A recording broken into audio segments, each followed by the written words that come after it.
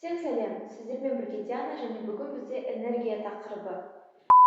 Энергия бізде Е немесе W әрпімен белгіленеді және оның өлшем бірлігі джоуль. Джоуль біз білген бойынша ол H көбейтілген M болады. Және осы энергияның бізде үш түрі болады: потенциалдық, кинетикалық және механикалық. Яғни бөлек-бөлек қарастырсақ, кинетикалық энергиядан бастайық. Кинетикалық энергия ол қандай да бір дененің қозғалысы салдарынан пайда болатын энергия түрі. Яғни егер де дене қозғалса, оның кинетикалық энергиясы болады. Оған мысалы көліктің қозғалысы, көбелектің қозғалысы, құстың қозғалысы, тіпті молекуланың қозғалысы бола алады. Яғни оның формуласына келетін болсақ, мен В деп жазамын, бірақ сіз Е деп те жаза аласыз. Негізі екі да вариантты бірдей қолданамын. Яғни кинетикалық энергия тең М В квадрат бөлінген 2. Масса көтерілген жылдамдықтың квадраты бөлінген 2. Бұл бізде кинетикалық энергия.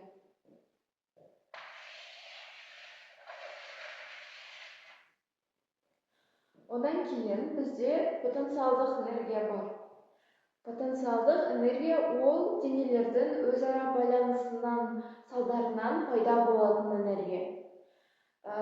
Яғни, мысалға, осы тақтаны алайық. Осы тақта жерден қандай да бір биіктікте тұр. Яғни, мына жерде бізде дененің гравитациялық күшпен өзара әрекетіндегі энергиясы. Яғни бізде мұнда дене, гравитация және биіктік. Осы үш фактор негізгі болып табылады, және осы үш фактордан оның формуласы да құрылады. Яғни, осылай жаттауға өте оңай. Мағынасын түсініп. Потенциалдық энергия тең М G H.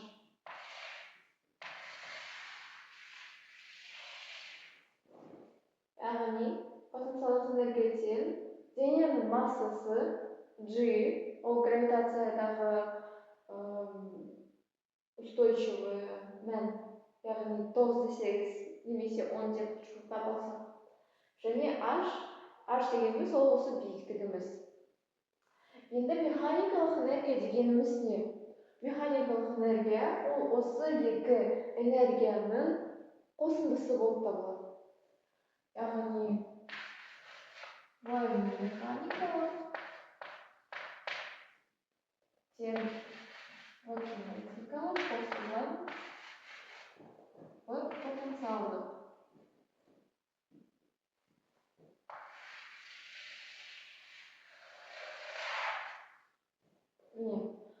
Тағы да осы энергияның қолданысын біз серпіде көреміз. Серпіде кинетикалық энергия болмай, ода потенциалдық энергия болады. Оны қалай жаттап алуға болады?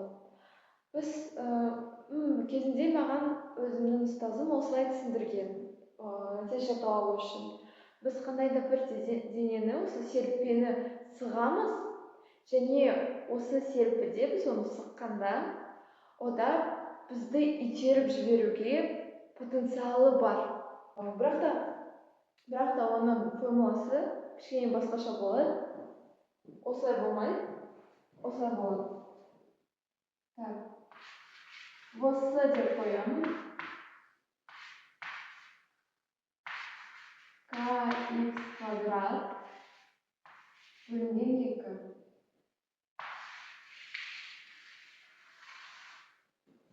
Яғни, мына жерде К дегеніміз ол осы серппенің қатандығы, дельта X дегеніміз ол осы жер ғой.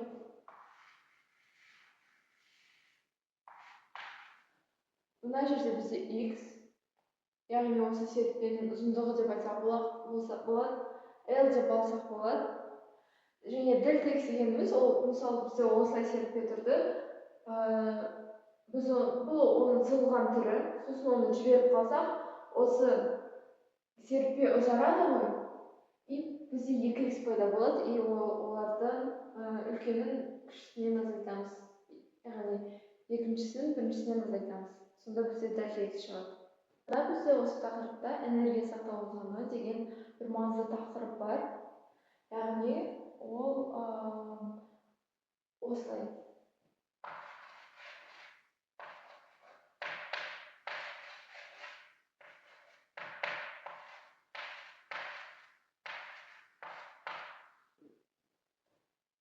Кинетикалық, яғни кинетикалық энергия қосылған потенциалдық энергия тең константа. Және осы энергия сақталу заңы деп сұрағанда, біз оны ауызша қалай жауап береміз? Әрбір энергия ешқай жерден пайда болып, жоқ болып кетпейді. Энергия әрдайым бір түрден екінші түрге ауысады, яғни ол ешқашан жоқ болып кетпейді. Ол тек қана өзінің осы түрін ауыстырады. Ал мына жазу туралы айтатын болса, кинетикалық қосылған потенциалдық тең константа. Ол дегеніміз, тұйық жүйеде толық механикалық энергия әрдайым тұрақты болады деген сөз. Ал енді біз есеп шығара отыра бір өте маңызды нәрсені ұғу керекпіз, яғни қай кезде потенциалдық энергия кинетикалыққа ауысып кетеді, қай кезде керісінше кинетикалық потенциалдыққа ауысып кете алады.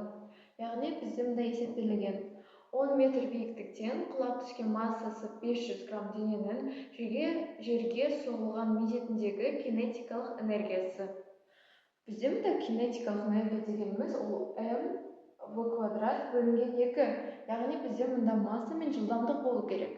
Бірақ та бізге мұнда h биіктікпен массаны беріп тұр.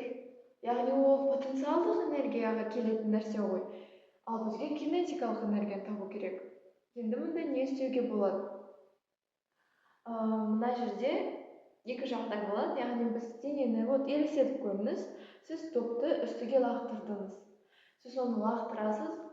Оның потенциалдық энергиясы, ол үстіге барған сайын, оның потенциалдық энергиясы өседі, себебі оның h биіктігі өседі. Және ол үстіге барған сайын, оның v жылдамдығы азая береді. Азаяды, және ең пиковый точкаға келгенде, оның осы жылдамдығы 0-ге тең болып қалады да, содан кейін ол астыға құлай береді. Яғни мына жерде біз оны денені лақтырғанда, бізде кинетикалық энергия потенциалдыққа айналып кетеді. Себебі біз денені лақтырамыз, алдымен оның жылдамдығы болады, біз оны қандай да бір жылдамдықпен лақтырып жібереміз. Және осы жылдамдық азаяды, ал оның биіктігі көбейеді. Яғни кинетикалық энергия потенциалдық энергияға өте бастайды мына жерде. Себебі h көбейеді, ал v азаяды. Және осы бір точкаға келгенде, оның v жылдамдығы мүлдем 0-ге тең болып қалады, ал h максималды бір дәрежеге келеді. Бірақ бұл бізге керісінше жағдай. Бізде дененің осы жерге соғылғандығын сұрап тұр. Яғни мына жерде бізде керісінше потенциалдық энергия кинетикалыққа ауысады. Себебі бізде осы дене өзінің ең үлкен h-нан биіктігінен астыға түсе бастайды. Оның осы ең биік нүктесінде тұрғанда, одан мына жерде v 0-ге тең болады, бірақ та ол құлай берген сайын оның жылдамдығы аса береді, ал биіктігі керісінше төмендей береді. Яғни мына жерде бізде потенциалдық энергия кинетикалық энергияға ауысып кетеді. Бізде мұнда, яғни кинетикалық энергияны сұрап тұрса, біз оны потенциалдық энергия арқылы таба аламыз. Себебі мына жерде бізде потенциалдық энергия тең болып кетеді кинетикалық энергияға. Яғни v кинетикалық тең болады mgh деп жаза аламыз. Және мына жерде нөлдерін қоя саламыз. Массасы бізде 500 грамм. Осы h ол 10 метр. және G-ді біз жуық шамамен 10 деп алсақ 50 джоуль шығады. Сіздермен болған Диана,